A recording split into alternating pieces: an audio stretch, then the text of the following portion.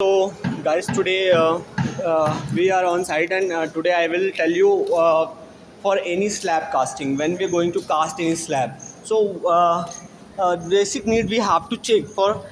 We have to take fully precaution for the slab before casting, and we have put the proper support. We have to put the proper shuttering work with strongly binded with all its shuttred. So as per site, I would like to show you how should be the casting work should be on site, and what should be the proper checkout should be, and proper support should be done on site, because it's a major structure of a building और any structures. For example, अगर हमारा slab है तो उसका जो important है वो importance ये है कि जब कास्टिंग होना है तो उसको हम लोग बहुत बेसिक नीड है कि उसको प्रॉपर शटरिंग करें, प्रॉपर उसका सपोर्ट लगाएं, और उसके जो स्टील बाइंडिंग है प्रॉपर बाइंडेड हो, क्योंकि जो कंक्रीट होगा वो हैवी लोड का होता है. अगर शटरिंग हमारा लूज़ होगा तो वो उसमें बहुत से चांसेस होते हैं कि फॉल हो जाती है, दैट स्लैब कोलैप्स ईजिली. वो क्या होता है, कोलैप्स हो जाता है. तो अगर हम लोग स्लैब कास्टिंग करा रहे होते हैं तो उस टाइम पे हमें बहुत इम्पॉर्टेंटली उसको सपोर्ट बाइंडिंग करना होता है. जैसे हम साइट पे हैं तो हम आपको साइट का शो करते हैं पिक्चर. जैसे ये हमारा साइट का है जहाँ हमारी आज स्लैब कास्टिंग वर्क हो रही है, जिसमें हमारा बेसिक आप देखिए शटरिंग प्रॉपर इसका डाउन, ये CWR है, वाटर रिटेनिंग स्ट्रक्चर है बेसिकली. तो इसमें हमने अपना स्लैब कास्टिंग करेंगे. तो अभी यहाँ पे देखिए ये सीमेंट स्लरी अप्लाई करा रहा हूँ. सीमेंट इसलिए स्लरी अप्लाई करते हैं कि जो उसमें रस्टेड स्टील है वो सीमेंट से कवर अप हो जाए, उसमें रस्टिंग हट जाए. ठीक है, फॉर रस्टिंग. और जॉइंट्स में प्रॉपर सीमेंट स्लरी अप्लाई करते हैं बिफोर पॉरिंग द कंक्रीट, जिससे वो जॉइंट मजबूत बनाए. कहाँ पे, बीम पे हो या फिर कोई भी जॉइंट्स पे हम लोग पहले सीमेंट स्लरी अप्लाई करा देते हैं. यहाँ पे देखिए लेडी पे सीमेंट अप्लाई कर रही है. तो इससे क्या होगा कि हमारा रस्टिंग पहली बात हटेगा, दूसरा वो जॉइंट प्रॉपर बनाएगा. और यहाँ बेसिक इम्पॉर्टेंट ये है कि ये जो हमारा स्लैब की शटरिंग होनी है वो शटरिंग बहुत स्टैंडर्ड तरीके से की जाती है.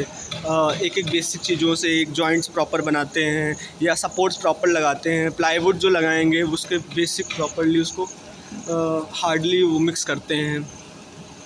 और ये पूरा हमारा स्लैब 1 कंपार्टमेंट का है. इसकी कास्टिंग 21-25 M³ से करेंगे. और इधर हमारा जैसे टॉप डोम का कास्टिंग चल रहा है, तो टॉप डोम ऑफ OST.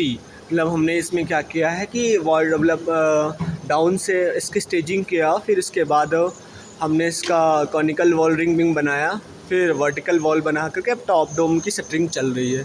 तो बेसिक ये साइड एग्जीक्यूशन का एक पार्ट होता है जहाँ पे safety of labour is more important, because वहाँ पे हमें उनके जो हाइट्स पे वर्किंग का है वो रिस्क पे होता है, लाइफ रिस्किंग पे होता है. तो उनका सबसे बेसिक इम्पॉर्टेंट होता है कि वो सेफ्टी के साथ काम करें और क्वालिटी वाइज काम करें. कोई भी काम हो तो वो बेसिक क्वालिटी के साथ काम हो.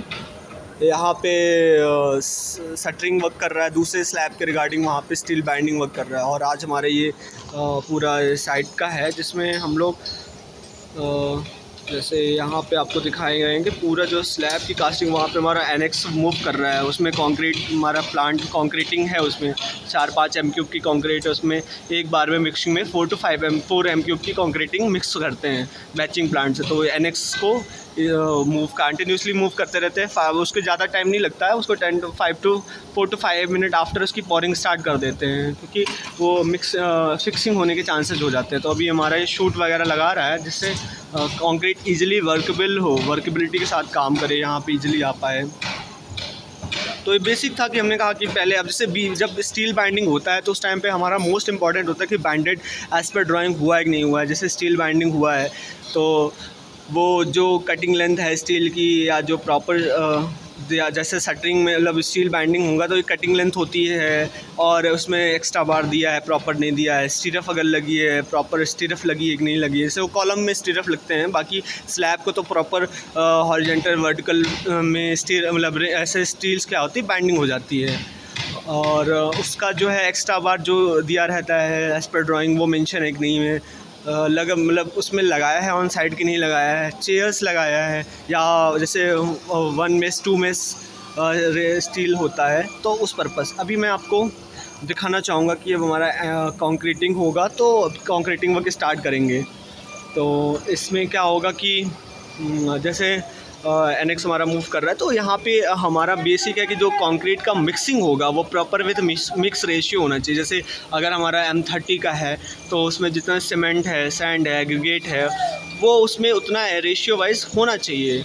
अदरवाइज़ साइड्स में क्या होता है कि एक हमारा रेडी मिक्स डिज़ाइन होता है, RMC मिक्स डिज़ाइन होता है, उस हिसाब से लोग सीमेंट कम करते हैं, ज़्यादा करते हैं। तो थोड़ा सा एक as a quality engineer, as a site engineer बहुत बड़ी रिस्पॉन्सिबिलिटी होती है कि जो भी साइट का है वो एक प्रॉपर एक्यूरेसी के साथ हो, स्टील हो या फिर मिक्सिंग मटेरियल हो, या उसमें एडमिक्सचर्स भी मिक्स की जाते हैं, प्लास्टिसाइजर्स, सो जिससे वो हमारा थोड़ा सा इनिशियल सेटिंग टाइम बढ़ा दे।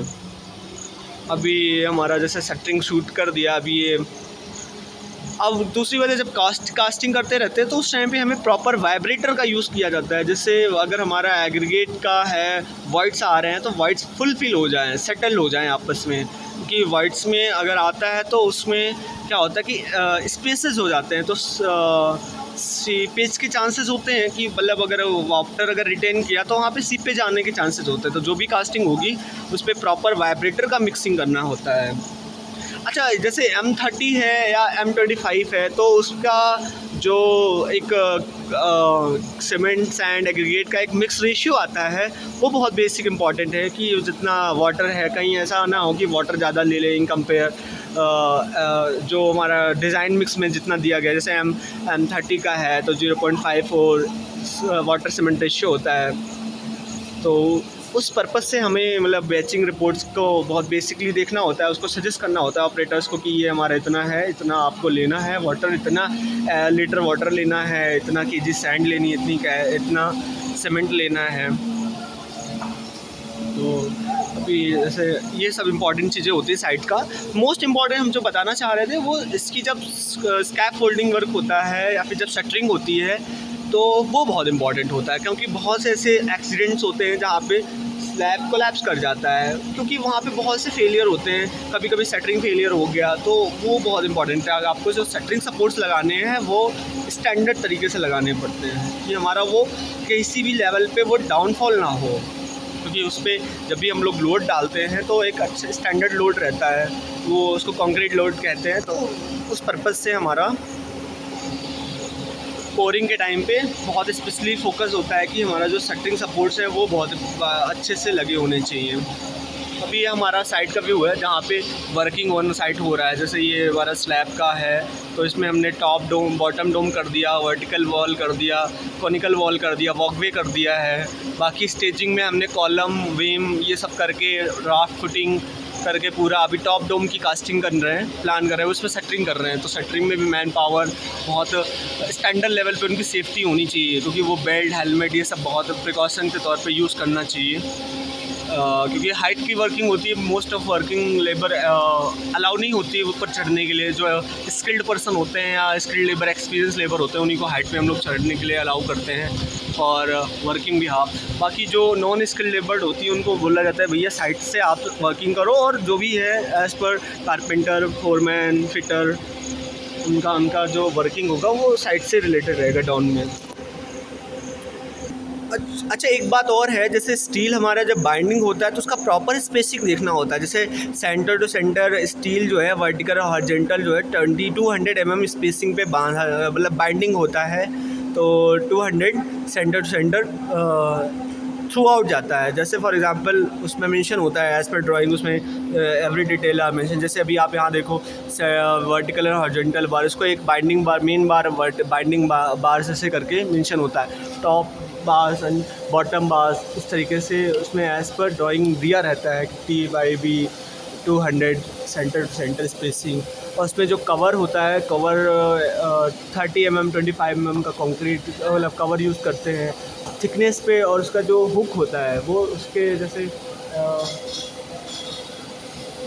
थिकनेस हो गया 200 mm 200 mm स्लैब थिकनेस हो गया, तो उनका टोटली कैलकुलेशन करते हैं कि कितना मतलब इसमें लेंथ वाइज, ब्रेथ वाइज उसका टोटल कैलकुलेशन कर लेते हैं। बीम का पोर्शन है तो बीम में उसको ऐड कर लेंगे। जैसे बॉटम बीम है तो स्लैब बीम होता है ना, रूफ बीम उसको कहते हैं, टॉप बीम रूफ बीम कहते हैं। तो उस हिसाब से हमारा टोटल एग्रीगेट मतलब पूरा उसकी क्वांटिटी कैलकुलेशन कर लेते हैं। तो कास्टिंग का बहुत बेसिक होता है कि हमारा स्टैंडर्ड लेवल पे उसकी शटरिंग होनी चाहिए, स्कैफ फोल्डिंग वर्क होना चाहिए स्टैंडर्ड लेवल पे। और दूसरी बात है, जैसे फॉर एग्जांपल हमारा अगर मैन पावर वर्किंग है तो उसका प्रॉपर सेफ्टी के साथ वर्किंग होना चाहिए, जैसे प्रॉपर शूज़ हो, हेलमेट हो, जैकेट हो, बेल्ट हो, ये सब चीज़ें एज़ पर साइड प्रिकॉशन के तौर पे एज अ इंजीनियर रिस्पॉन्सिबिलिटी होता है कि उसको सब कुछ एक स्टैंडर्ड लेवल पे वो वर्किंग में रहें। This is our video only to show the concreting of site, how the concrete should be held on site, and what is the safety, quality and standard वे में कैसे क्या रखना होता है, वो सब बहुत बेसिक है कि देखना पड़ता है। So as you can see this are side pouring work is going on. जैसे इसमें देखो ये थोड़ा वर्कबिलिटी ज़्यादा है, थोड़ा पानी का रेशियो इसमें थोड़ा सा ज़्यादा किया हुआ है। बाकी अभी वो एग्रीगेट और सैंड एग्रीगेट मिक्सिंग होकर के जब आएगा तो प्रॉपर एग्रीगेट्स आएंगे। तो ये थोड़ा सा लूज़ कॉन्क्रीट इसलिए भी है कि थोड़ा वर्केबल रहे, मूव में रहे, ईजी ऑफ फ्लोइंग, जिससे क्या कहते हैं थोड़ा सा डिस्टेंस से है तो ईजिली वो हमारा मूव करके आ पाए। तो ये कास्टिंग के ड्यूरेशन पे ऐसा होता है कि थोड़ा अभी एग्रीगेट आएंगे, प्रॉपर एग्रीगेट जैसे सैंड मिक्स होकर के आएगा तो एक स्टैंडर्ड रेशियो M30 का जो होता है, less of water and all, तो वो होगा। तो this way we use to do concreting for any slab और एनी RCC वर्क्स। जहाँ पे हमारा अगर RCC स्ट्रक्चर होता है तो उसमें स्टैंडर्ड लेवल पे हमारा सीमेंट यूजिंग होता है, एक प्रॉपर मतलब स्टील और सीमेंट कंजप्शन एक प्रॉपर लेवल पे होता है। तो this is called the flowing of workability, flowing of concrete. So you can see labours are only engaged to mix the proper way of aggregate. जैसे अब हमारा यहाँ पे फ्लो हो रहा है एग्रीगेट का with batching. So this is all about the casting and concreting work of any RCC structures, heavy concreting work. So इतना होता है कि एक this the our foreman used to sound that you have to do like this way, you have to do like this way. Supervisor, sorry, it's my supervisor who used to instruct the laborers to do the things very standard way, because first of all I used to guide him काम कैसे कराना है, आपको ये चीज़ें आपको एक precaution के तौर पे रखना है। That's all. Thank you so much guys.